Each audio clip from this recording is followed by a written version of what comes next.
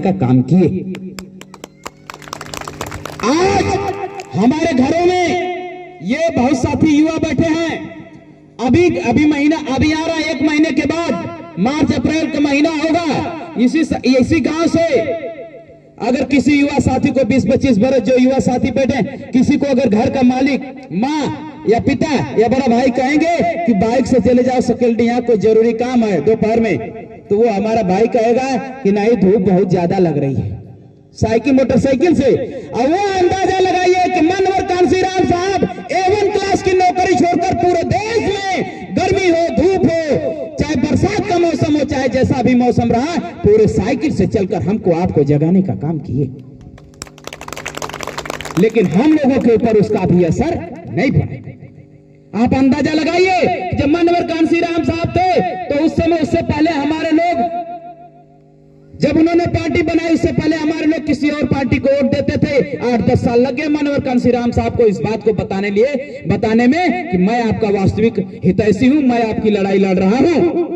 क्या इसी तरह से आज 10 साल हो गए भाई चंद्रशेखर आजाद जी, जो भीम आर्मी के संस्थापक हैं, आजाद समाज पार्टी के राष्ट्रीय अध्यक्ष हैं, आज 10 साल हो गए लगातार वो घर नहीं जाते हैं, लगातार अपने लोगों की लड़ाई लड़ रहे हैं। महीने में 1-2 दिन के लिए या 2-2 महीने पे कभी 1-2 दिन के लिए चले जाए परिवार को, अपनी मां को देखने, पर तबीयत खराब हो जाती, कुछ भी हो जाता है, नहीं जा पाते हैं, क्योंकि वो जानते हैं कि जो लड़ाई हमारे महापुरुषों की थी, उस लड़ाई को मनोहर कांशीराम साहब आगे बढ़ाए, और मनोहर कांशीराम साहब के जाने के बाद वो लड़ाई रुक गई है। और उस लड़ाई को अगर आगे बढ़ाने की किसी की जिम्मेदारी है तो इस बात का एहसास भाई चंद्रशेखर आजाद जी को है कि यह लड़ाई मैं बढ़ाऊंगा या मुझे बढ़ाना पड़ेगा, और मैं नहीं बढ़ाऊंगा तो कौन बढ़ाएगा। उस जिम्मेदारी को भाई चंद्रशेखर आजाद जी लेके चल रहे हैं और रात दिन हमारी आपकी लड़ाई को आगे बढ़ा रहे हैं। और उसका एक जीता जाता नतीजा है कि यही बिजनौर जनपद है उत्तर प्रदेश में, वहां नगीना लोकसभा का नाम है। और वहां पे जहां पे हमारी माता बहनों ने, हमारे लोगों ने, और दलित समाज ने, बैकवर्ड समाज ने, मुस्लिम समाज ने इतना वोट दिया कि एक तरफ भारतीय जनता पार्टी का 35 पार्टियों से ज्यादा का गठबंधन था, एक और 2500 पार्टियों का गठबंधन था। सभी पार्टियों का वोट जोड़ने के बाद भी चंद्रशेखर आजाद जी की वोट के बराबर नहीं हुआ। उसका कारण केवल यह था कि भाई चंद्रशेखर आजाद और भीम आर्मी आजाद समाज पार्टी के संघर्ष को वहां की जनता ने सहारा दिया, कहा कि जाओ चंद्रशेखर हम तुम्हारा साथ देते हैं। और उसका नतीजा रहा कि आज संसद भवन में देख लीजिए, जब लोकसभा सदन का चुनाव होने के बाद जब संसद भवन में शपथ चल रही थी, तो भाई चंद्रशेखर आजाद जी नीला पट्टा लगाने के बाद जब जय भीम का नारा देते हैं, तो उसके बाद आज सदन देखिए, आज टीवी पे, पेपर में, अखबारों में और मोबाइल में, सोशल मीडिया पे, यूट्यूब पे सभी जगह दिखा रहा है कि उसके बाद सभी पार्टियों को लोग, अभी कुछ एक और घटना हुई थी, अमित शाह जी ने बाबा साहब डॉक्टर भीमराव अंबेडकर जी पे जो अशोभनीय टिप्पणी की थी, जब उसमें विरोध हुआ तो सारी पार्टियों के लीडर बाबा साहब अंबेडकर जी की तस्वीर लेके जो है कि प्रोटेस्ट कर रहे थे, धरना प्रदर्शन कर रहे थे। और इसका कारण है ये कि जब पहली बार जय भीम का नारा सदन में लगा तो बाबा साहब अंबेडकर की गूंज पूरे देश में सुनाई दी।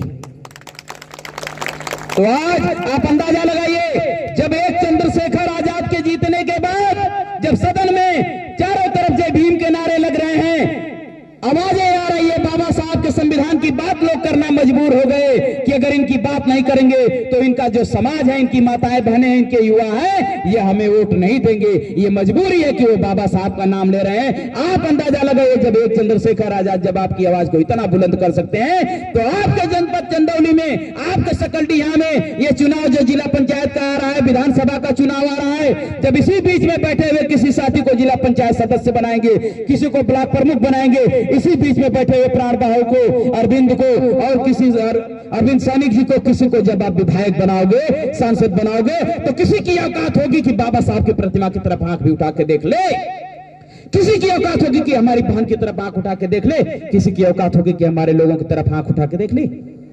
इसको आपको समझने की जरूरत है।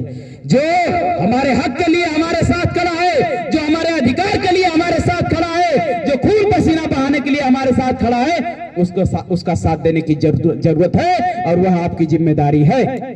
इसको हमको आपको समझने की जरूरत है। और जितना देर करेंगे यह हमारी फेलियर होगी, क्योंकि एक समय है, आज चंद्रशेखर आजाद जी चल रहे हैं। 20 साल के बाद, 15 साल, 20 साल के बाद उनकी भी उम्र गवाही कम करेगी, शरीर कम साथ देगा। आज ही अभी बीच में गोली मारी गई, रीढ़ की हड्डी में काफी दिक्कत होती है, लगातार दवा चलती है। तो आज हम साथ नहीं देंगे तो कब देंगे? हमको आपको इस बात को समझने की जरूरत है। मैं यह निवेदन करने आया हूं माताओं बहनों से, हमने जिनके झंडे उठाए, हमने जिसके नारे लगाए, हमने जिसके पोस्टर दिखाए, जिसको वोट दिया, आज हमारे साथ कहीं अन्याय होता है तो कोई खड़ा होता है? कोई हमारे हक अधिकार की बात करने वाला है?